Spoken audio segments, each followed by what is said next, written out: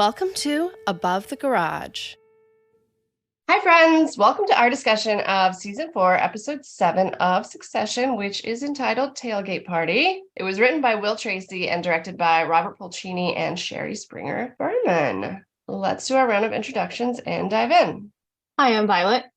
Hi, I'm Marigold. Hi, I'm Kimberly. And I'm Kate. So, the episode opens in Tom and Shiv's apartment where they appear to be living the fairy tale romance again for like 5 seconds. And Mondale is nowhere to be seen. Where is that dog? His whole life makes me really sad, which I guess is kind of the thing of this show. But anyway, Tom, aka the self-proclaimed Father Sexmas, is bringing breakfast and polling results to Shiv, and she's into it. Mingan is down by 4 with 1 day to go. And Tom doesn't really care. He's just going to Fox News it, amplify to chin up the maniacs, or just deny it.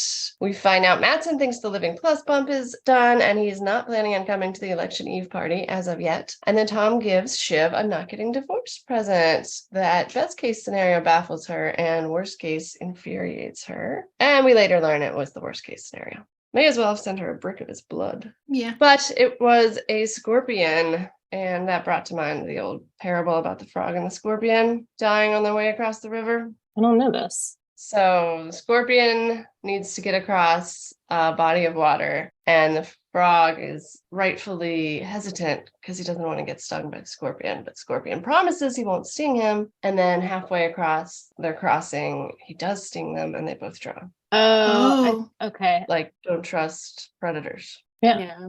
I don't know what that means for Tom and Shiv, but Not goodness. not goodness. No, not good. I feel like I was the only one last week who was like, this isn't going to work out. And everyone was like, no, it's going to work out. I didn't think it was. I wasn't on, but I didn't think it was. I didn't think it was, but Oh, you weren't here last week. Yeah. You weren't here last week. Yeah. I probably did. I probably wanted it too much. Yeah, Kate, totally. But no longer. And nothing works out in this show, so Yeah. that would be very naive of me to have believed it. You're actually you're very optimistic for one. I really liked them. I did like them last episode, and now they're terrible because they were always terrible, but whatever.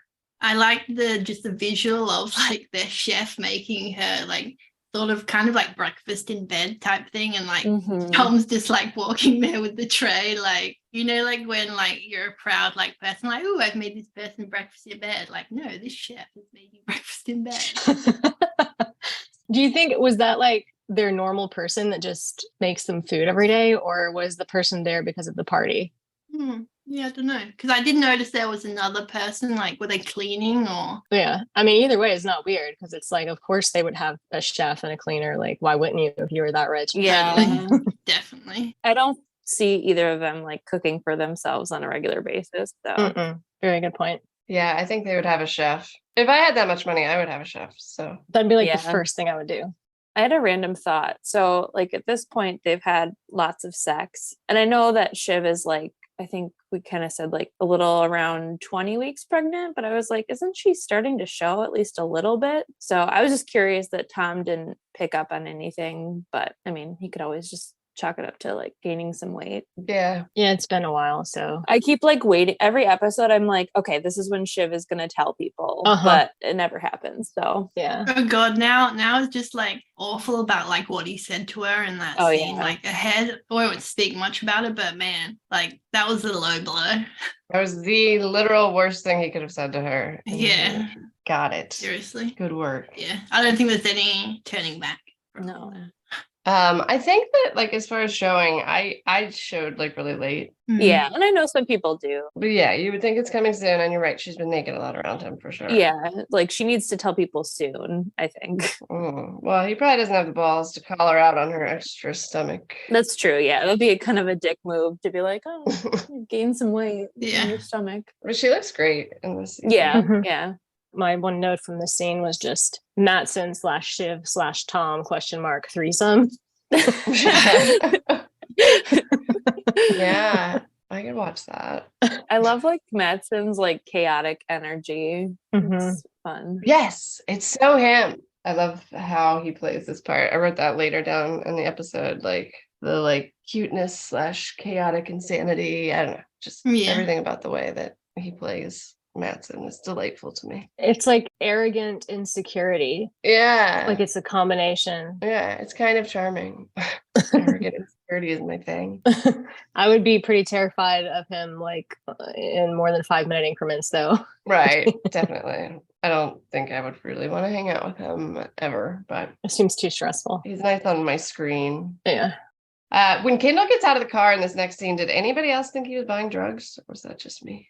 Obviously he wasn't, but until I saw Rava, I totally thought he was. I think it was the music or something. I don't know. Anyway, Kendall's ex-wife seems genuinely concerned about him and the siblings for a minute, but he blows that immediately. Turns out his adopted daughter, Sophie, doesn't want to go to school because she thinks she's being bullied literally on the left and the right. Racist stuff on one side, and then separately, like anti-ATN stuff. A lot for a kid to deal with. And Kendall's immediately an asshole about it, basically blaming it on Rava while simultaneously being the shittiest, most absent father in Manhattan, which is quite a feat. Also, it pissed me off when he said, I need all the information so I can make a decision on our course of action. Like, sexist prick. And it pisses her off. He's judging her parenting while he's off running a racist news organization. Anyway, she wisely pieces out, telling Kendall she just wants him to call his fucking daughter, something he obviously doesn't do often. But see, that's because he's breaking his back on 6 continents to make the world safe for them. And she laughs like I did when he yells, it's all for them. Like, the most ridiculous statement that's ever been uttered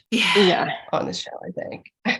Also, the whole course of action thing, the way that he phrased that was like he was talking to people in like the corporate world instead of his family. Like the whole way he talks to them is like he's using like office speech. Right. My thought was just like, how often does he see them? Because obviously we never see him actually visiting them.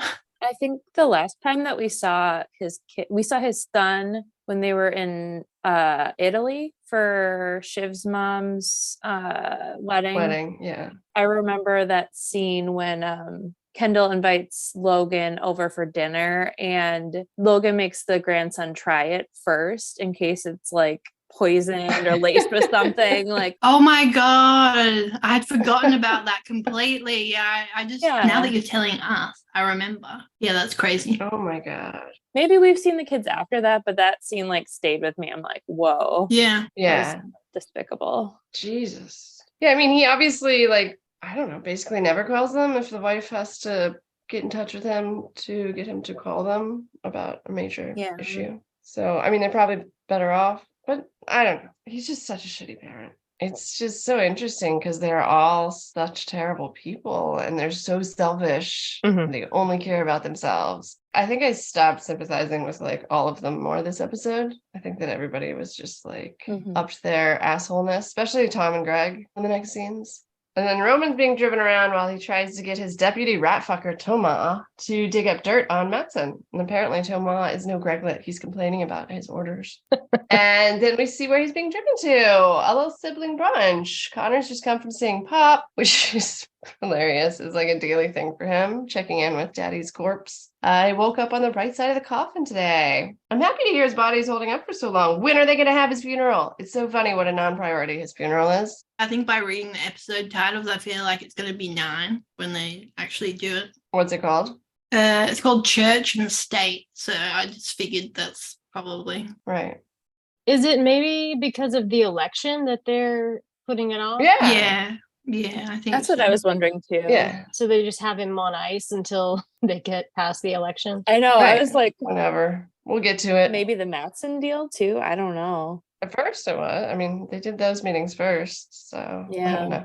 I mean, it's fair since he was skipping his son's wedding when he died, that they're not all that interested in his funeral, but how can you go keep seeing him? Like, obviously they're rich and like stuff happens, but like, where's he seeing him? Is he in a coffin? Is he like at the morgue in the refrigerator? The morgue? Yeah. Well, so he's just like going there, like, can you please get Daddy out now? And like they pull out the thing and like he's probably like slipping him a Benjamin every day. It's so weird. I'd like to see him again, if you don't mind. It's kind of strange, but kind of. Anyway, you do you, boo. Yeah, I feel like that would be something that Roman would do, not Connor. Oh yeah, I agree. But I guess they left Connor to deal with everything related to the funeral. True. So he's the only one that's been like communicating with them, probably. But it's just like, there's something that I do not understand psychologically, like fucked about it, you know, being that every time Connor was around his live dad, he was such an asshole to him, but like he really likes dad not being there, hanging out with him, which he says. He encourages them all to go visit Pop because it's awesome how much he's not there. I was going to say because he can't talk back to them. That's why. Yeah. Connor's dream dad laying there, not being mean to him. That is really interesting and twisted. Yes, exactly. Good Succession-esque thing.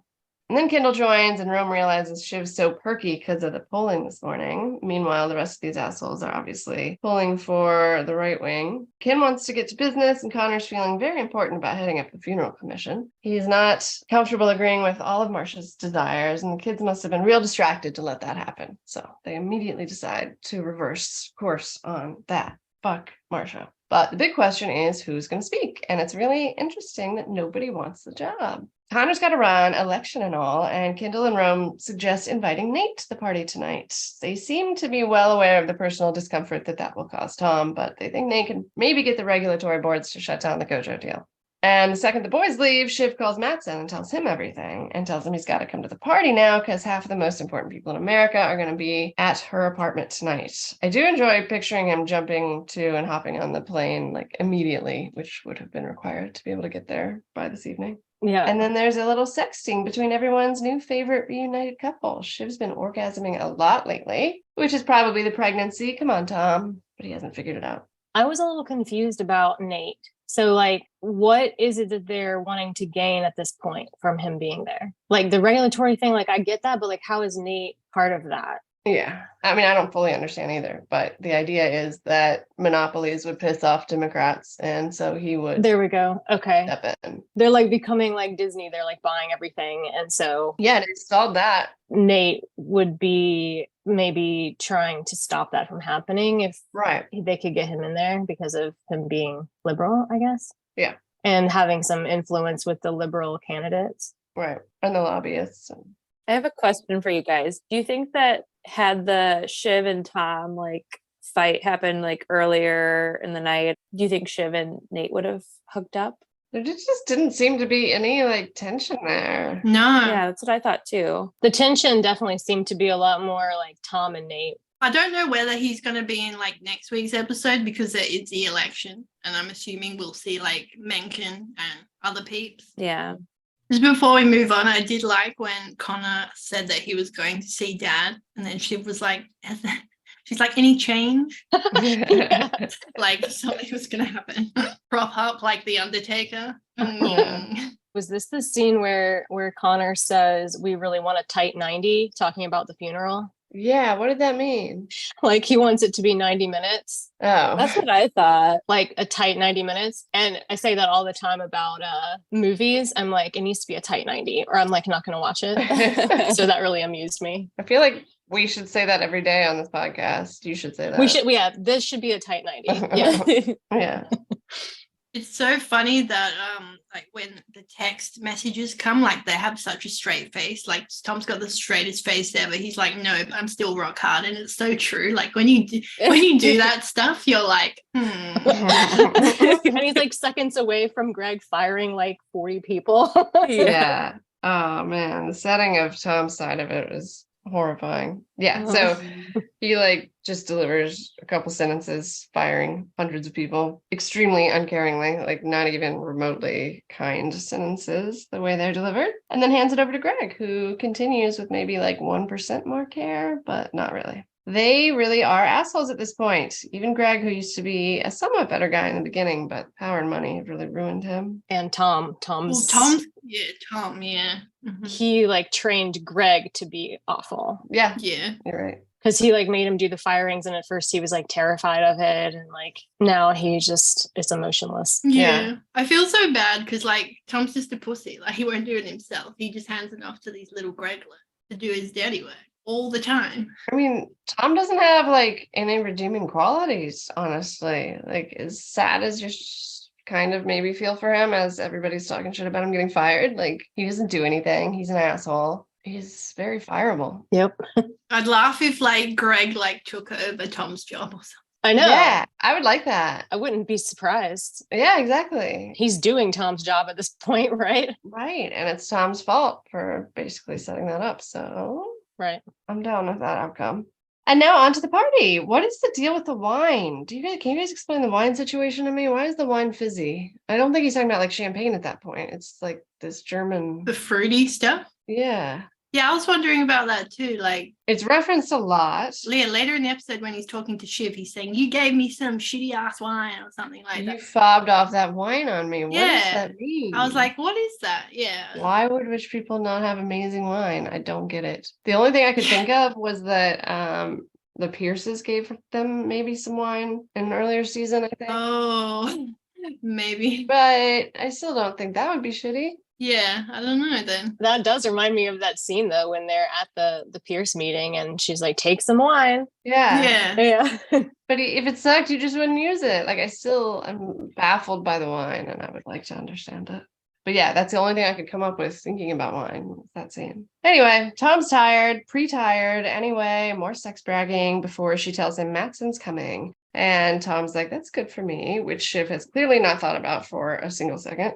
And now she breaks the Nate news, and he takes it really well. I mean, he doesn't share his actual feelings, is I guess what I'm saying. You know that he's devastated, but he doesn't show it. Shiv said that they invited Nate because he's key on tech and trade for Gil and Jimenez. So obviously he works for both, or Gil still. Yeah.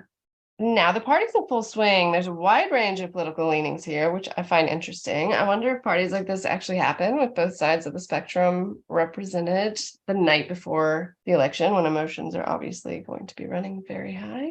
Tom's still obsessing over his tiredness. He can't drink a coffee because then he won't sleep later. Dave has a caffeine cutoff of 2 p.m. for this reason. Whereas I can drink Red Bull at like midnight and go to sleep. Same. Yeah, I'm like espresso and then bed, like back to back. That's fine. I think it means we're not like affected by caffeine. So why are we drinking it? I just like the taste of coffee personally, but yeah, same. I did write down that I just really related to Tom saying I'm tired thinking about how tired I'm gonna be. I'm like, that's kind of how I wake up every morning. Right. I was like that all morning. It's like I already start thinking about it. I'm like, I'm gonna get up, I'm gonna do a few things, and then I'm gonna be tired and we're gonna be back here again. Mm-hmm. That's exactly why I couldn't sleep this morning after I woke up at 4, because I was thinking that, and then I kept thinking that because I gotta like do some stuff today and I'm gonna be so tired doing it. I should go to sleep, but it didn't work. Yeah. Okay. Anyway, Tom coaches Greg to sidle up to Matsson, but Greg declares he's Team Kinrow, thinking for himself these days. Roman's been called by Minkin's team, saying Connor's 1% in 3 or 4 states might actually make a difference. If he pulls out of the race, maybe Minkin could win. Kendall surprisingly says, fuck Minkin. Maybe because of Sophie? I don't know. But now they divide and conquer. Ken says he'll hit the libtards. Rome goes off to hit the Nazis, which is really lovely. I like the phrasing of, I think fuck him. The way Ken says that. Yeah, I do too. I think fuck him? Yeah. So when Connor said earlier he's got like, what did he say? He's got 4, 5, 6%. Did he say Alaska? Yeah, he did. That was one of them. Alaska's like Western Australia, not densely populated. Yeah. I'm proud of him making a difference. I guess, yeah. Just move to Alaska and be a governor or something. You like him up there. Yeah, that's a good point. And now the reunion we've been waiting for, Nate and Tom, or Nathaniel as Tom calls him. Tom tells him he really missed him, which is really sweet. Oh. And Nate promises not to drink too much of his wine, remembering the last time they saw each other at the wedding when Tom found out he was fucking Shiv and he made him pour his wine back in the bottle. Oh, yeah. I would have expected Nate not to have any wine, but he did have wine in hand. So it's Roman's job to ask Connor to drop out of the race now. And Connor's laughing at the idea of doing anything for the good of the Republic was delightful. I enjoyed that immensely, as if he cares about the Republic. Seriously, though, this is probably the best moment of Connor's life. He's made it if the real presidential nominee is being affected by his numbers. And Roman's also got the green light to offer Connor an ambassadorship to Somalia, but he negotiates back, I want the UN. I think this is the scene where he has the line, and after all this blood and treasure I've expended, why would I want to do that? Yeah. Blood and treasure. Freaking pirate. Treasure. It's true, though. I wonder how much money he spent on it now. And I also wonder if he, like, as soon as Logan died, if he, like, upped the spending like crazy. Maybe. Apparently, Frank's been tasked to smooth things over with Jerry, so Rome checks in on that, and Frank's like, nope, she's angry as fuck. And then Kendall gives his toast, suggests Nate moonwalks here after seeing the polls this morning, and recognizes it's the first tailgate party without Logan. And he calls for a moment of silence in memory of Logan right before the Matson delegation walks in, and it's hilarious, and Shiv looks horrified.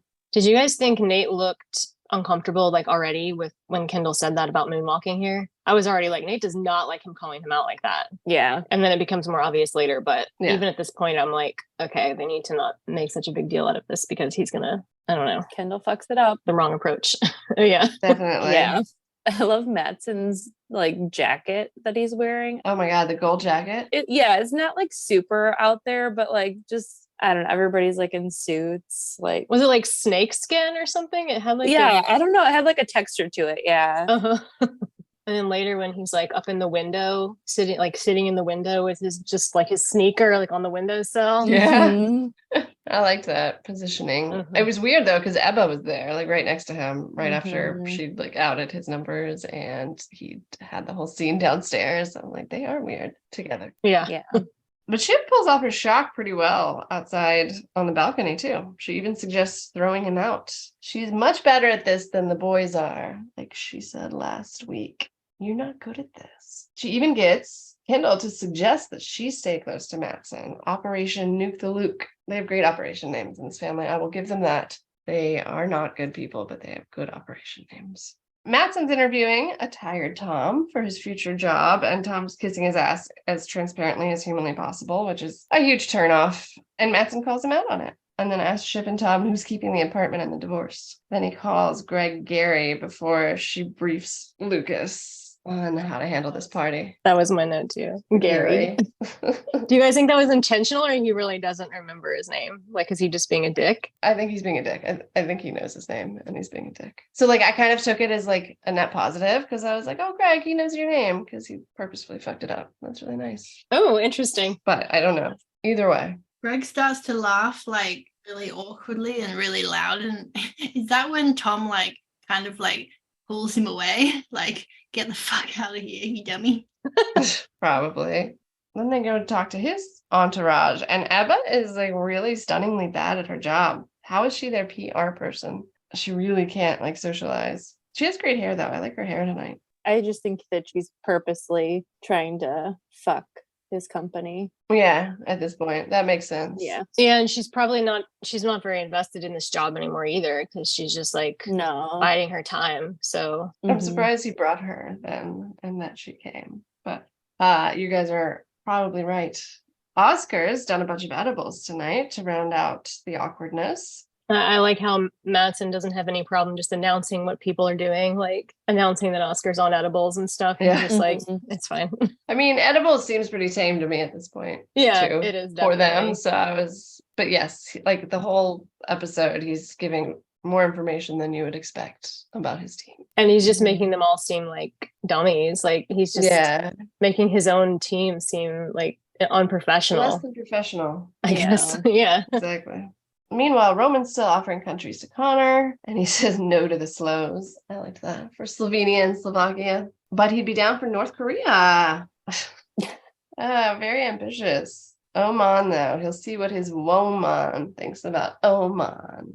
So they finally have a country that they might agree on. And then everyone's watching Matson and Nate to see how that goes, like everybody. When Lucas coins the term fail sons for Ken and Rome. Kind of appropriate. And Nate asks about leadership at ATN and is delighted when Matson says Tom's getting the chop. Shiv looked like she cared for like a half a second before she shakes her head and shrugs that it doesn't matter to her. And Tom seems to take all of that in from afar and starts freaking out about the wine. Yeah, I love that stress response where he goes over and he's like, can we push more of these? No, actually put them away so we can create a kind of scarcity thing. Yeah. I love that line. That was so funny. Yeah. And then Greg said something about Shiv and Nate. That was stupid because Greg was the one like originally warning him about Shiv and Nate. Yes, he was. Like, he was really concerned about them having this potential affair, and now he's being pretty careless about it. I loved when like Nate was like, oh, Tom, and like he looks back He's like, he doesn't give a shit. Yeah. He's so happy about this. It was good delivery, like really good. I kind of wondered when you were saying like Shiv seemed a little like maybe for a second had a feeling about Tom. I kind of wondered if it was more just because she realized he's watching. Yeah, could be. Do you know what I'm saying? And Yeah. it's like, oh, he's right over there and he sees this happening. Right. Versus actually giving a shit. I don't know. It's hard to say. And I'm being an asshole and should be caring more. Yeah. Right. Yeah, definitely. I'm unclear at this point in the show how much she actually cares about him, if at all. And maybe I think she's unclear about that too, you know? Yeah, definitely. Nate and Kendall run into each other in the hall. Nate tries to condole genuinely, but Kendall rejects it. He wants to talk about Nate, the kingmaker. He tries to Logan him, but Nate's not Loganable, even when Kendall offers a major reset of the network if he makes the Gojo deal go away. Nate's got a great response. Man, I forgot how eager you are to get laid at a party. Yeah. And then as Nate's walking away, Kendall's like, would love to get laid. Yeah. And then in the coat room, Shiv finally asks what she's getting out of this from Mattson. About time. Like, I'm really surprised it took her this long to ask that question because she's been actively fucking her brothers over and giving him a lot of information. And Mattson doesn't commit to anything. Shiv's getting fucked on all the sides too. But I did think Mattson was a little cute when he was like proud of himself and his performance tonight. And he's like, I thought these people were going to be very complicated, but it's just money and gossip. I thought it was also cute when he admitted he doesn't always read people well. Mm-hmm. Very self-aware of him. That's the arrogant insecurity. Exactly. Perfect phrase for him. I was like wondering, I mean, I think waiting this long was kind of genius for Shiv in a way because she's building up a lot of credit. So it's like now she can ask for something big. Whereas if she just, had one or two conversations with him and hadn't proven her commitment, then he would, he has more of an incentive to give her something like really at the top. But I think it just depends on how much more he needs from her. Yeah, it's a gamble. Versus the risk of him telling the brothers that she's fucking them. But yeah, good point. But you're right too, because he's not going to have offered her the world when they met on the plane. So well, and I guess at this stage, because she doesn't know that other people know about the blood thing yet. Yeah. So at this stage, she's still holding a card. Right. Yeah. Good point. Kendall directs Greg to go find Mattson a blunt or some flavor of drugs, and then Tom and Shiv are talking to a nice man named Scott about rumors of Tom getting fired. Oh, very nice of him to ask. And Toma comes through for Rome. He learned about the blood bricks. They pulled Nate over to try and tell him the gossip, but Nate's out of here. Daniel's people aren't too down with Nate rubbing shoulders with the Roys, and then when Kendall pushes it further, Nate makes it as clear as possible that they are not Logan and Gil 2.0. He does not feel comfortable with the tenor of this conversation. I'm not Gil, you're not Logan, and that's a good thing. And he bounces with nary a Shiv one-on-one, which was very disappointing. Nary. Thank you. Yeah. Like a coat room would have been more appropriate for Shiv and Nate conversation, I think, than Shiv and Mattson. Yeah, we didn't get it. Yeah, it's too bad. I do really like when Nate approaches Roman and Kendall, and Roman is like, you want to hear something nasty about someone terrible? And then Roman just like pieces. Yeah, bye-bye. Just walks away, lets Kendall tell him, yeah. Also, I think back when Greg was being told to go talk to Mattson is when he says, he has expressed his taste for my particular flavor of me. Yeah. That's a good line. A good Greg line. Shiv also calls Tom a one pepper menu item. Yeah. Oh, yeah. Mild. Which got me pretty good. Yeah, she says like Mr. Mild. Yeah. Mr. Mild here. Yeah. I seriously there's so many good lines in this episode. I know I say that all the time, but the writing. I kept like rewinding like each scene and being like, oh, so good. There were a lot back to back for sure. Yeah. It's the problem with this show. I can't write down all of them and I want to. I was glad that Nate stood his ground here though. Like he's like not gonna be bought and he's just like, I know. Yeah. The first and only moral person on the entire show. Yeah. It's like Kendall doesn't know what to do with it. Right. Because even Gil was, obviously making deals with Logan. Yeah. Mhm. Mm-hmm. Proud of him. Yeah, and they fucking hated each other Yeah. immensely. Meanwhile, Willa is, as usual, trying to come around and get comfortable with something that she clearly doesn't want to do, especially when all of her family hates Minka. Even running people over is not a selling point, she says. I like her. And I like how that whole thing turns out in this episode later. Yeah. Yeah, I love the next scene with them. It's Yeah. cute. I'm coming around to them a lot. Yeah, me too.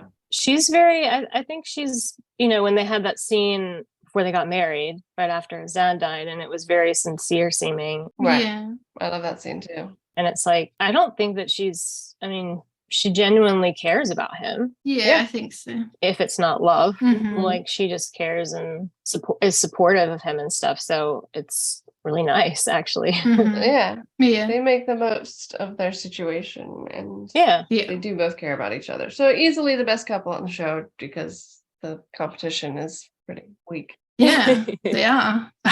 Well, and it's like they're basically both able to be selfish in the sense that, like, obviously Willa is After the money. in it for the money, at least in large part.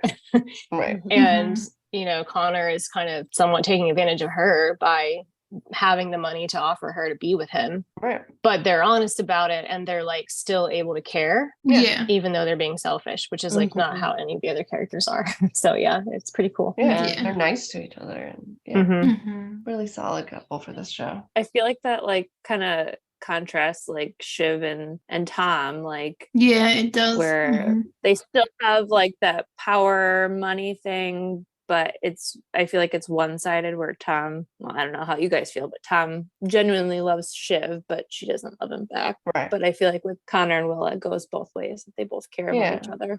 Yeah, it's like a mutual respect or something between them. Mm-hmm. Right.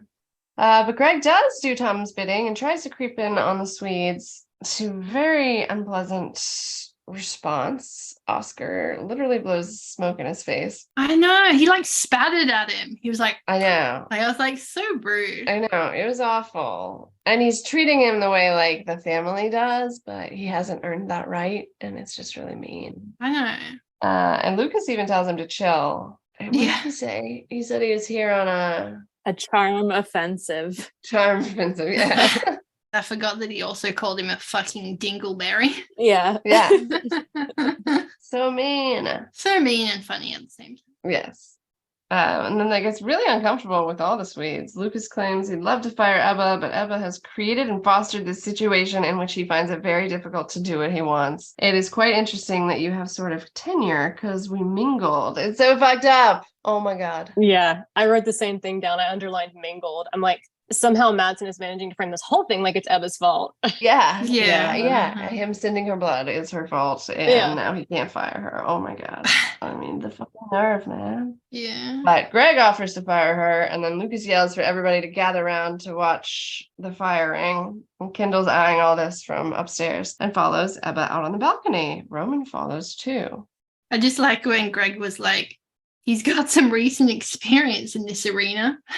Firing people. He's being an asshole though. Like, Yeah. I hate it. Oh, it made me laugh though. Yeah. I know, but I feel like when he was doing the actual firing, he was just reading from a script, and like Yeah. the video call, it wasn't like two-way audio, I don't think. So it's not like he was actively like handling the situation. It was, He's talking himself up for sure. oh, I know. Yeah, it's Yeah. just funny. Like, it's Uh-huh. It made me laugh when he was firing those people on Zoom. At the end, he was like, if I have been too wordy, then yes, we are letting all of you go. After he read like 2 sentences. Yeah. That was really good. People in the chat were just like, what the fuck? What is going on? I think like, I mean, they had muted everybody too, because you could Mhm. tell they were all like, expressing their anger or their confusion about the whole thing or whatever. And you could just see them moving, but like no sound, because they're just like, we don't give a shit. Like, there's no questions to be taken today. Yeah. Whatever he says. Not taking questions. So out on the balcony, I thought it was weird that they both followed her. I don't know about you guys, but I would much more likely share with one stranger versus two. Yeah, they kind of ganged up on her. Yeah, I was surprised at that, but it worked. She tells them a lot. She tells them he's a fake, and on top of that, India. And then she says she's not giving them details, but all it takes is Kendall bumming a cigarette to change that as well. I think this is the scene where Roman calls the blood and stuff whatnots. Yeah. Whatnots. Because of the receiving of, Of whatnots. Yeah. And she's like, no, like that's like the least problematic thing that's happened. The least of his worries. Well, that's a fucking concern if that's not a big problem.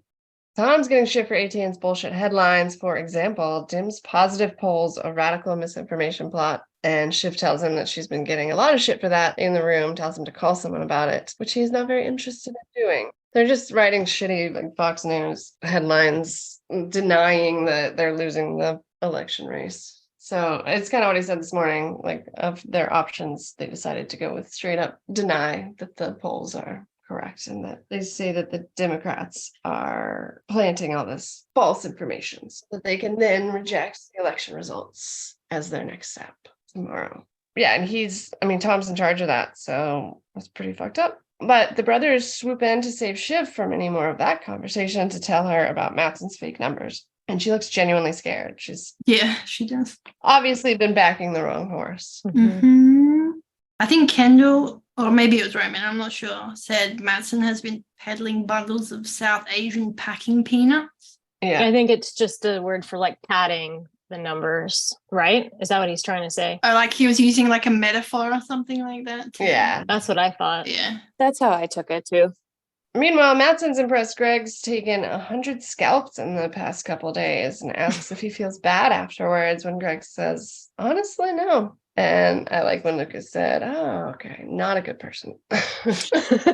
And Greg's like, no, I am. Yeah. I don't know how it took him that long to figure it out, but yeah, that was great. I like that scene. Yeah. Yeah, he also calls him Mr. Nephew, which made me laugh. Yeah. Mr. Nephew. And Slim Reaper, I think that's in the scene too. Oh right? my God, that was so funny. Sit down, Slim Reaper. I started a list of Greg nicknames. I was like, wow, this is piling up. He's got a lot. Yeah, he has a lot. Oh my God. I'd love to see that list. It'd be so long. I also like when Mattson was like he said, Violet, Mr. Nephew. And then he goes, that's quite a number. I thought you were backwash at the bottom of the gene pool, but this is something else. Gross.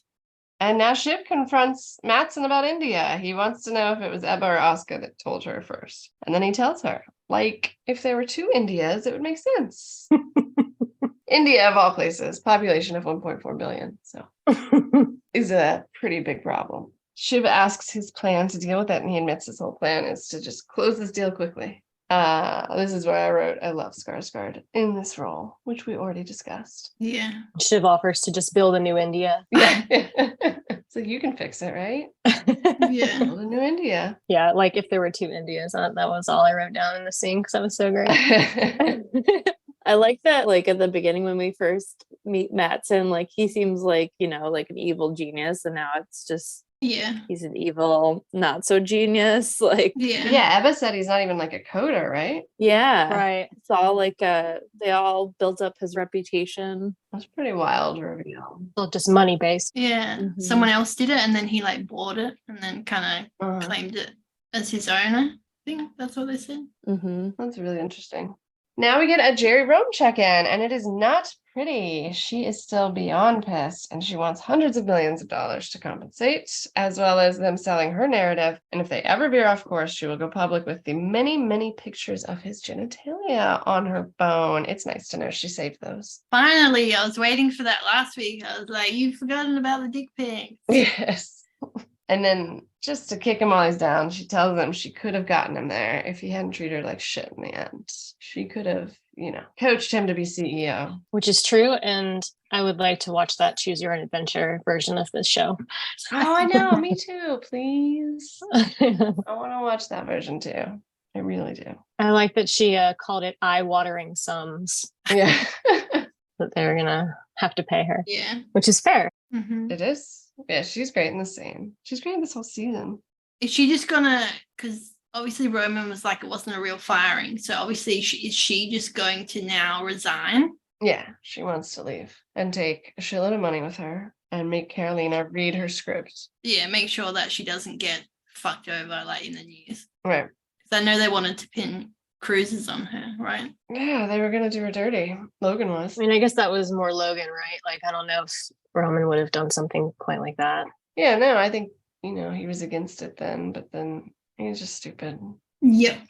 It was such a mic drop scene for Jerry. Yeah, she's smart. She has the leverage. It's so stupid that nobody was acknowledging how much leverage she had this whole time, either Logan or him. Roman hightails it to Connor now, trying to accomplish something, I think. But will it's changed Connor's mind on the election? Maybe he'll write a book. They want to find out what happens tomorrow. Roman's obviously spiraling again, losing his shit. Tells Connor everyone thinks he's a fucking joke. Even, can't even call Willa a wife without his air quotes. And then Connor stands up and tells him there's one person in this room who doesn't think I'm a joke, and that's who I'm going to listen to. And they leave. And that's my favorite mic drop. Oh, I loved that. Roman was so mean. This scene was I just hated Roman in this moment. He was so rude. Yeah, he's just losing his shit because he can't accomplish anything. I think that's my feelings. Usually it's more jokey, jokey kind of things, but this seemed really just mean.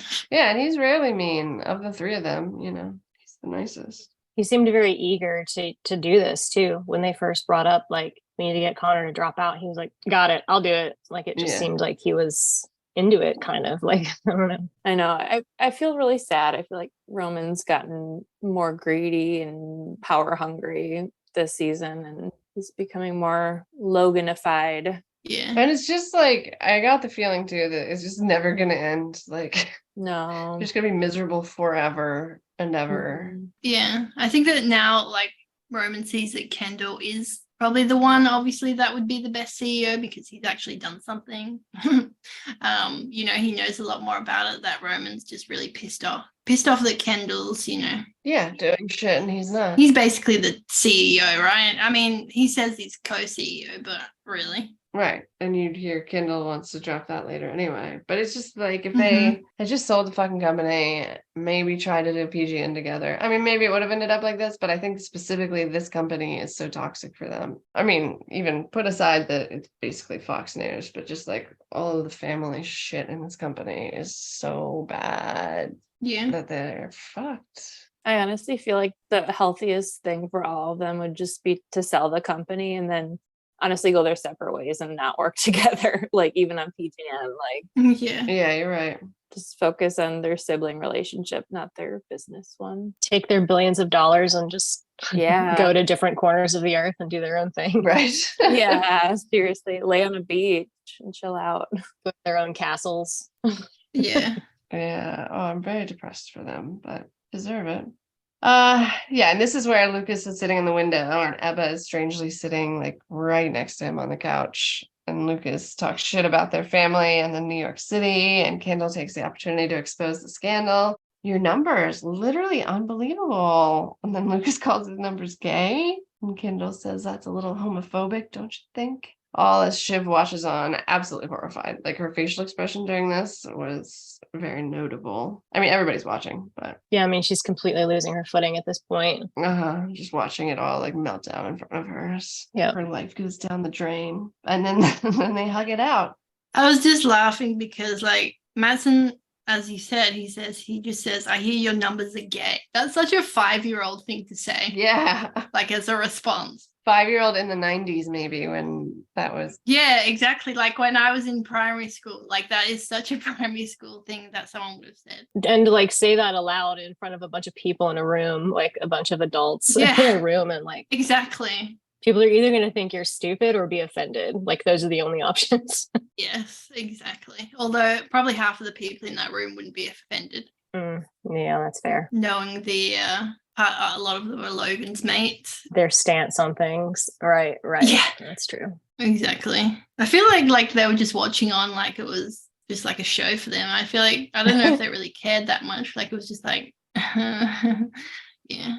This whole party's been quite a show for them. It has. I was surprised that they don't seem to be watching in the Tom and Shiv scene as much as I feel like everybody would be watching. Yeah, I kind of expected them to, at the end of the fight, just turn and everyone's looking through the window at them or something. Right. Everyone is going to be watching that. It was a very obvious physical anger, they're not concealing it at all. Yeah. I don't know if you've seen American Psycho, but for some reason it reminded me of how people just don't give a fuck at the end. Patrick's basically telling everyone he murdered people and they're just and they're too selfish with their own lives that they just don't give a fuck.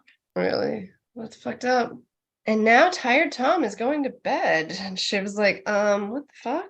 Can you just like stay up a little longer? We're having, a party here. And finally, Tom explodes. He walks outside to do it, though, and Shiv follows. And this scene is so sad. He's obviously really upset, but Shiv's focused on herself. She's worried, too, that she nailed herself to the Matson cross. And Tom tells her she'll be fine. But she walked around 40 of the most important people in America tonight, telling them all he's going to get fired. And then the scorpion comes up. If she's a scorpion, he's a snake. And she's like, here's a dead snake to wear as a necktie, Tom. And then Tom tells her how selfish she is and that she finds it very hard to care about him. And then she blames marrying him on his shitty proposal timing, which was indeed the shittiest timing ever, in the hospital while her dad was dying, right? For sure, yeah. Oh, man.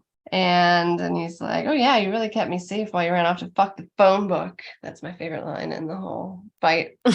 I feel like she only fucked like 3 people. I know. Well, maybe they just didn't show us, which was very mean of them. That's a small phone book, but yeah. Oh, yes.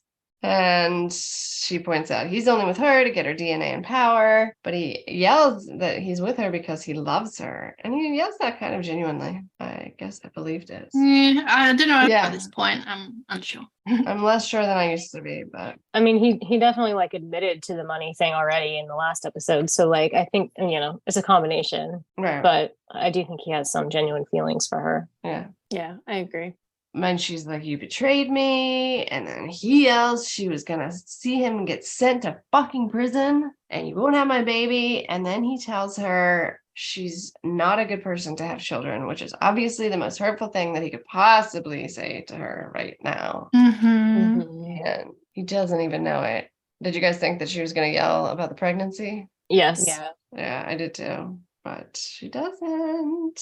I like how this is basically Tom's chance to say, like, I don't remember if it was in episode 1 of this season where Shiv comes home and they're going to like have a conversation and she basically says like, I don't want to do that, or like, I don't want to hear that. Right. And it's very selfish. Like, I'm not going to let you say what you need to say because I don't want to hear it. Right. And now it's like his chance. He's like saying all the things that he's been holding on to. Yeah. Yeah. Definitely.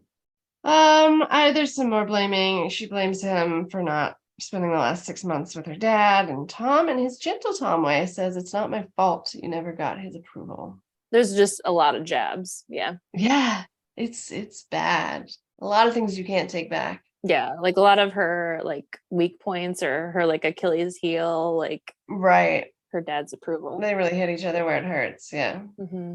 And this is where he also mentions her fobbing the shitty wine on him, which I still don't understand. Is it maybe just that, like, well, I don't know, like if maybe the wine's not as bad as they're making it out to be, and it's just something to fixate on? Maybe. I think somebody else referenced it though too at the party. I think like Frank or somebody does. Yeah. I think. Oh yeah. A third party mentioned it. So yeah, they did. We need the origin of this wine to be explained to us. I know.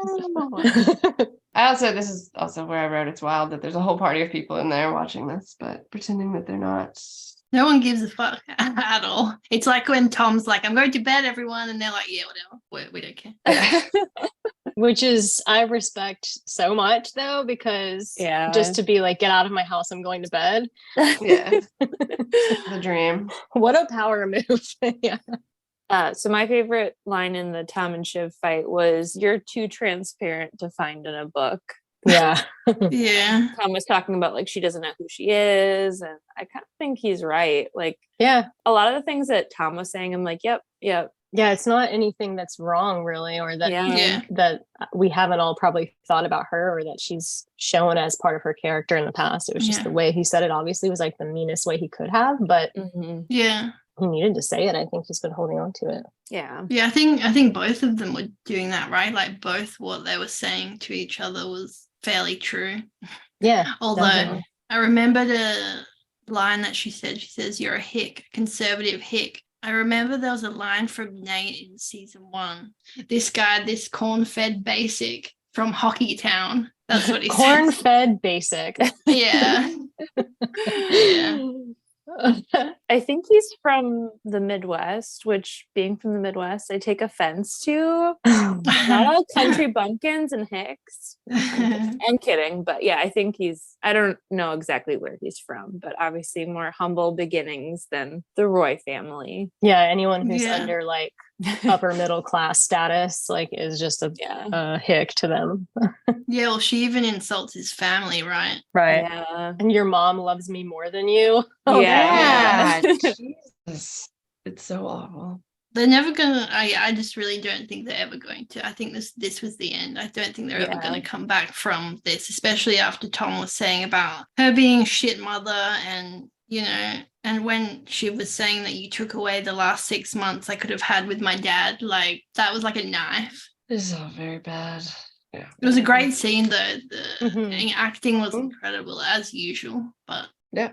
I remembered that scene from the trailer, and I think that's actually why last week I said I don't think it was going to last. Like when he said you're incapable of love or something like that. Yeah. And I was like, oh no, we still haven't seen that scene. Yeah. Something's coming. Yeah. It was very well done for sure. All their scenes this season, like their conversational scenes, have been top notch. I do wonder like when Tommy's going to find out about the baby though.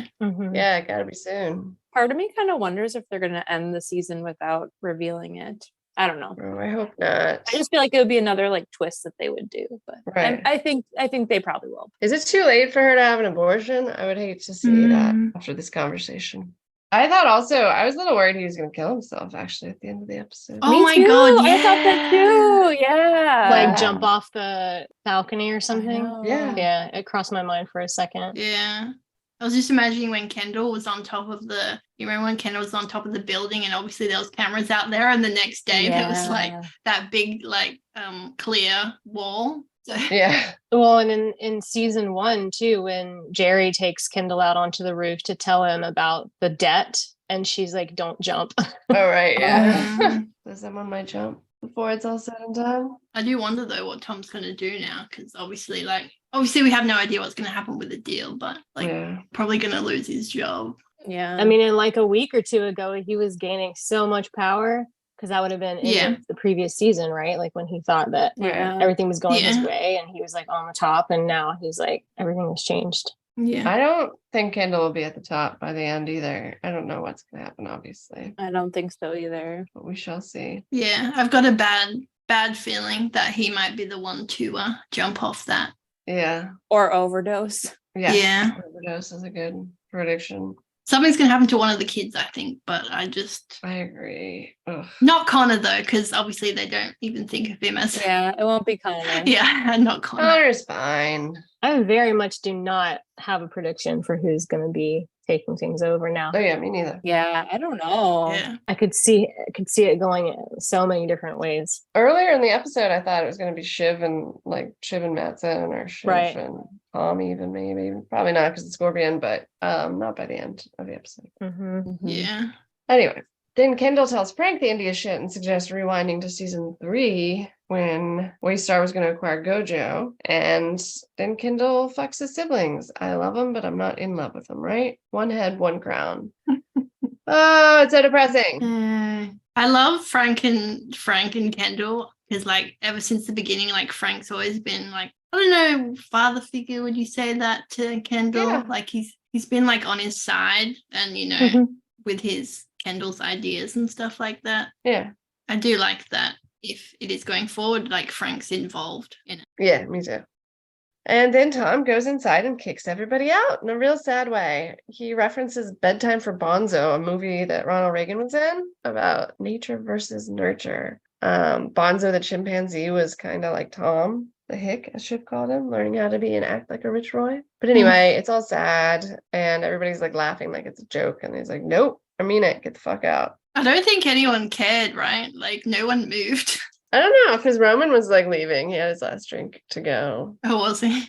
Yeah, at first they definitely didn't like believe him, but I wonder by the end after he kept saying it, if they were gonna leave.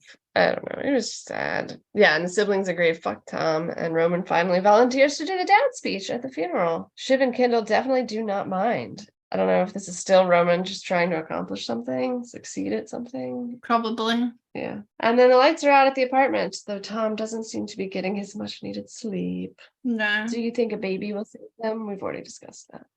If Shiv wants him to even be a father right now at all anymore. I could kind of see her doing that, to be honest. I could see her lying and saying it was somebody else's when it's his. Yeah, me too. Yeah. To be honest, I had like a really small thought that maybe when they were broken up, like she's gone and, you know, slept with someone else. But I can't remember the timeline of when they did break up. They didn't show it at the very least. I think for the plot's sake, it's like a lot better to have it be Tom's, even if she lies to him or whatever about it. It just adds all this other layer of fuck. Like, yeah. Do you guys think that their baby would be better off with just Shiv, just Tom, or like both of them co-parenting? Option D. I know, somebody else. I know, right? I would say adopted by strangers. I know. I was like thinking about that after Tom said like you would be a terrible mother. Like, well, I don't know. Tom's probably slightly better than Shiv, but I don't know. Yeah, that's a hard question. It's a good question. Definitely not the combo. Probably Tom. Yeah, I don't know. Because he seems to like have this ability to love and take care, where Shiv does not seem to have that ability. Yeah. Even though Tom's an asshole at work to most people. I'm gonna go with Tom would be the better option. Tom with Greg as like a live-in nanny, caregiver. Oh God. All right, I think that's a wrap on our analysis of season 4, episode 7 of Succession. Come back next week for episode 8. Thanks for listening. Bye. Bye.